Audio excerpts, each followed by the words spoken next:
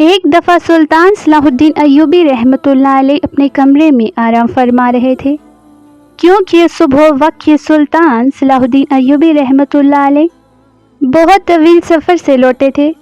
چند لمحوں کے بعد ایک سپاہی آپ کے کمرے کے دروازے پر آیا اور اندر آنے کی اجازت چاہی۔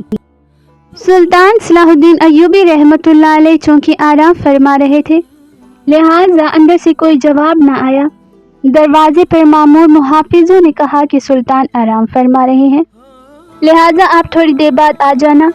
وہ سپاہی آپ کا بہت وفادار سپاہی تھا، اس لیے اس کو بلا جھجک محافظوں کے سلطان کے کمرے کے اندر جانے کی اجازت ہوتی تھی، لہٰذا اس نے بھی سلطان کو جگانے کو مناسب نہیں سمجھا اور سلطان کے کمرے کے دروازے کے ساتھ بیٹھ گیا۔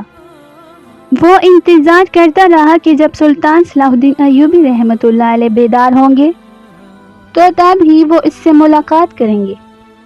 چند لمحے گزرنے کے بعد سلطان صلاح الدین ایوبی رحمۃ اللہ علیہ کی آنکھیں کھلی تو اندر کی حرکات سے معلوم ہوا کہ سلطان صلاح الدین ایوبی نیند سے بیدار ہو چکے ہیں۔ سپاہی نے اجازت چاہی اور آپ کے کمرے کے اندر چلا گیا۔ سلطان صلاح الدین ایوبی رحمۃ اللہ علیہ نے سپاہی کو کہا، ایسی کیا خاص بات تھی کہ تم اتنی دیر سے میرے کمرے کے باہر انتظار فرما رہے تھے؟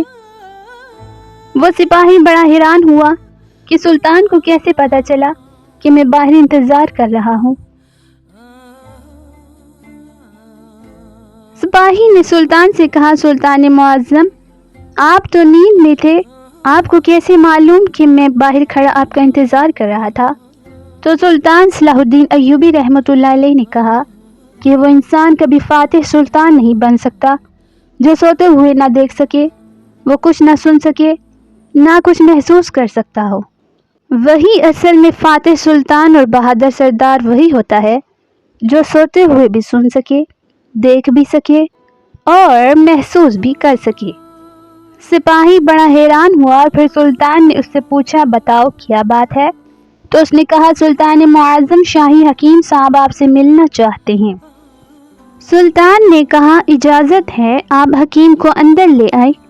سپاہی باہر گیا اور چند لمحوں کے بعد شاہی حکیم کو لے کر سلطان صلاح الدین ایوبی کی خدمت میں حاضر ہوا۔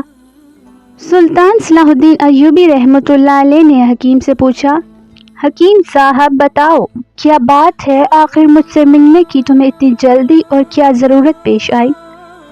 تو حکیم صاحب نے کہا، حضور ایک بات جو مجھے کئی دنوں سے پریشان کر رہی ہے، اسی سلسلے میں آپ سے بات کرنی تھی۔ سلطان صلاح الدین ایوبی رحمۃ اللہ علیہ نے اس سے پوچھا، بتاؤ کون سی بات ہے؟ تو اس نے کہا، سلطان معظم، میرے حکیم خانے میں میرے شاگردوں میں ایک شاگرد جو کہ ایک خاتون ہے اور یہودی مذہب سے تعلق رکھتی ہے، اور لیکن اس نے اسلام کے بارے میں بہت کچھ پڑھا اور اسلام کے بارے میں بہت کچھ سیکھا، لیکن چند ایک سوال ہیں جس کی وجہ سے وہ ابھی تک مسلمان نہیں ہوئی۔ وہ چاہتی ہے کہ وہ مسلمان ہو جائے، لیکن ایک سوال کا جواب میرے پاس نہیں ہے، جس کی وجہ سے وہ ابھی تک مسلمان نہیں ہوئی۔ سلطان صلاح الدین ایوبی رحمۃ اللہ علیہ نے مسکرا کر کہا، سلطان کے حکیم ہوتے ہوئے تمہیں ایک سوال کا جواب نہیں آیا، بتاؤ وہ کون سا سوال ہے جو اس عورت کے ایمان لانے کے درمیان رکاوٹ بنا ہوا ہے؟ تو حکیم صاحب نے کہا، سلطان معظم، وہ خاتون کہتی ہے کہ آخر مسلمان خنزیر کا گوشت کیوں نہیں کھاتے؟ آخر اس میں ایسی کیا برائی ہے؟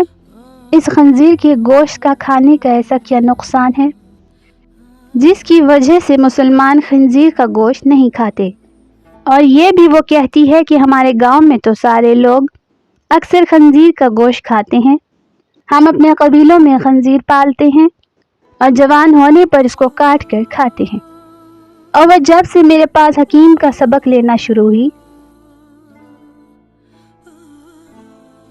جب وہ واپس اپنے گاؤں میں جاتی ہے تو وہ بھی اپنے گھر والوں کے ساتھ خنزیر کا گوشت کھاتی ہے، کیونکہ یہاں تو اسے خنزیر کا گوشت میسر نہیں۔ لیکن میرے پاس اس کے سوال کا جواب نہیں، کیونکہ میں اس بارے میں نہیں جانتا۔ کیا آپ اس کے سوال کا جواب دے دیں تو آپ کی وجہ سے یہ غیر مسلمان ہو جائے گی؟ یہ سن کر سلطان صلاح الدین ایوبی رحمۃ اللہ علیہ نے کہا کہ کل تم اس خاتون کو لے کر میرے دربار میں حاضر ہو جانا۔ سلطان صلاح الدین ایوبی رحمۃ اللہ علیہ جب صبح دربار میں پہنچے تو حکیم صاحب اس خاتون کو لے کر دربار میں حاضر ہوا اور سلطان صلاح الدین ایوبی رحمۃ اللہ علیہ سے فرمایا، سلطان معظم، یہ ہے وہ خاتون جو میری شاگرد ہے۔ یہ دیکھ کر سلطان نے اس عورت کو کہا، بتاؤ خاتون تمہارا کیا سوال ہے؟ تو اس عورت نے کہا، سلطان معظم، میں نے اسلام کے بارے میں بہت کچھ پڑھا، بہت کچھ سیکھا، اور حتیٰ کہ میں اس جگہ پر آ کر کھڑی ہو گئی ہوں کہ میں اسلام کو قبول کر لوں، لیکن ایک بات ہے جو مجھے اسلام قبول کرنے سے روک رہی ہے، اور وہ یہ بات ہے کہ اسلام خنزیر کا گوشت کھانے سے کیوں منع کرتا ہے۔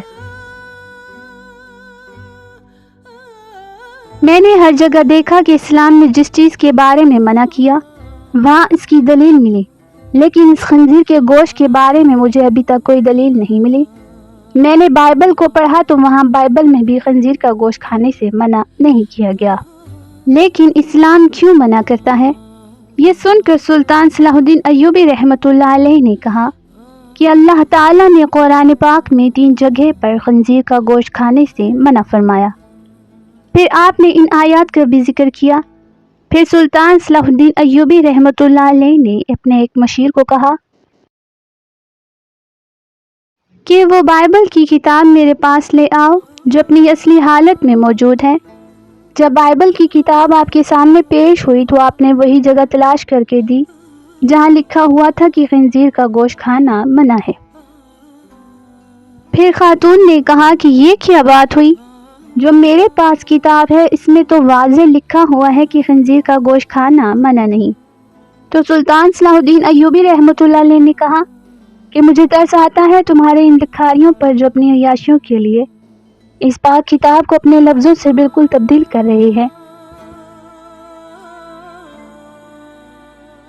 یہ جو تم بائبل پڑھ چکی ہو یہ اپنی اصلی حالت میں موجود نہیں، یہ تمہارے اپنے لکھاریوں کی لکھی ہوئی کتاب ہے۔ پھر سلطان صلاح الدین ایوبی رحمۃ اللہ علیہ نے فرمایا کہ یہ تو میں نے کتاب سے ثابت کیا کہ خنزیر کا گوشت کھانا منع ہے، پھر اب میں تمہیں سائنسی لحاظ سے معلوم کر کے دوں گا۔ پھر سلطان صلاح الدین ایوبی رحمۃ اللہ علیہ نے اس خاتون کو حکم دیا کہ خنزیر کا گوشت پکا کر کل صبح میری دربار میں لے آنا۔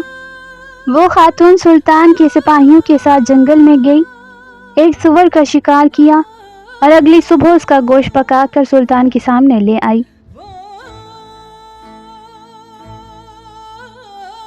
سلطان نے اس گوشت کو کراہت سے دیکھتے ہوئے اس خاتون کو کہا کہ اب اس پکے ہوئے گوشت میں ایک بوٹی کو چھری کے ساتھ 2 حصے کرو۔ جب خاتون نے خنزیر کی بوٹی کے 2 حصے کیے تو اس کے درمیان میں سے گوشت کچا تھا۔ سلطان نے کہا، کیا تم اس گوشت کو اچھی طرح پکایا نہیں؟ تو اس خاتون نے کہا، نہیں سلطان معظم، میں نے اس کو بہت اچھی طرح سے پکایا ہے۔ تو سلطان نے کہا، اب تمہاری سمجھ میں میری بات آ جائے گی کہ یہ حرام گوشت چاہے تم اسے جتنا بھی اچھی طرح پکا لو، آگ کی تپش دو، لیکن یہ پوری طرح پکتا نہیں، بلکہ یہ درمیان میں کچا رہ جاتا ہے، اور جب یہ تمہارے پیٹ کے اندر جاتا ہے تو بہت ساری بیماریوں کا سبب بنتا ہے۔ اس لیے اسلام نے اس کو کھانے سے منع کر دیا۔ آپ خود ایک حکیم ہیں، آپ خود دیکھیں کہ جو کچی چیز آپ کے پیٹ کے اندر چلی جائے تو وہ جا کر کتنی خرابیاں پیدا کر سکتی ہے۔ پھر سلطان صلاح الدین ایوبی رحمۃ اللہ علیہ نے اس خاتون کو کہا کہ اب میں سور کے بارے میں تمہیں کچھ بتانا چاہتا ہوں۔